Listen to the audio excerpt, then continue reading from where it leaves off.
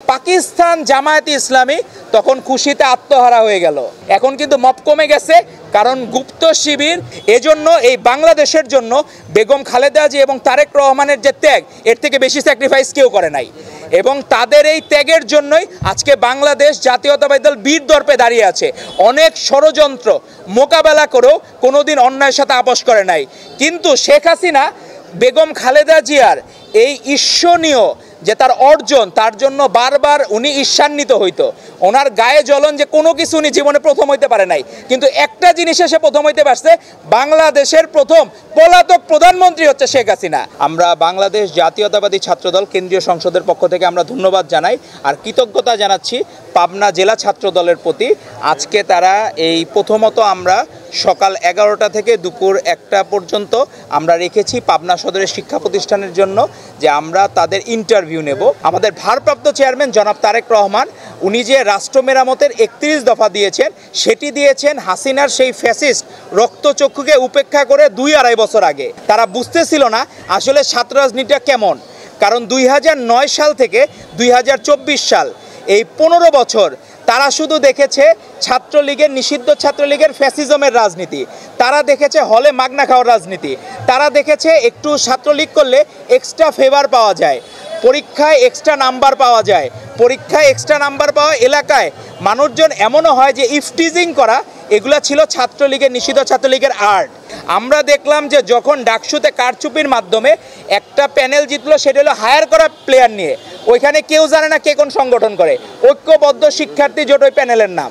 এখানে 3-4 জনের পদবি আছে ছাত্র শিবিরে, বাকি কারো কোনো পদবি নাই। এক মেয়েকে প্রশ্ন করা হয়েছিল ডাকসু নির্বাচনে যে আপনি 71-এ শিবিরের ভূমিকা নিয়ে আপনার মতামত কি? উনি বলছে ভাই আমি তো শিবির করি না। তো এক অদ্ভুত বিষয় যে এরা আসলে নিজেরাও জানে না কি করে, কিন্তু তারা যখন কারচুপির মাধ্যমে একটা সাময়িক বিজয় অর্জন করলো, কারচুপির মাধ্যমে, ইলেকশন ইঞ্জিনিয়ারের মাধ্যমে, পাকিস্তান জামায়াতে ইসলামী তখন খুশিতে আত্মহারা হয়ে গেল।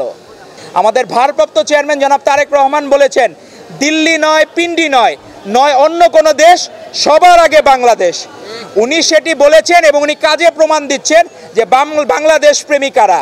তো আমরা ভারতপন্থীও না, আমরা পাকিস্তানপন্থীও না, আমরা বাংলাদেশপন্থী।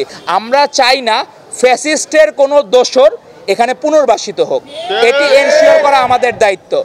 আমরা চাই দলের জেনুইন প্রোডাক্ট হোক, আমাদের মুনাফিকি করে রাজনীতি করা এই ধরনের চরিত্রের কোনো ব্যক্তির আমাদের দরকার নাই। তো আমরা আশা করব প্রধান উপদেষ্টা যে টাইম ফ্রেম দিয়েছেন ফেব্রুয়ারিতে নির্বাচনের, আশা করি ফেব্রুয়ারিতে নির্বাচন হবে এবং ইনশাল্লাহ আমি এখানে যে দেখতেছিলাম যারা বিভিন্ন সময় মব সৃষ্টি করেছে এই ক্যাম্পাসগুলোতে, এখন কিন্তু সেই মব নাই, এখন কিন্তু মব কমে গেছে। কারণ গুপ্ত শিবির যখন দেখতেছে যে তারা মার্কেটে হালে পানি পাচ্ছে না, তখন তারা এই মব থেকে সরে যাচ্ছে, কারণ মব হইলেই তাদের অবশ্যই বিচার হবে।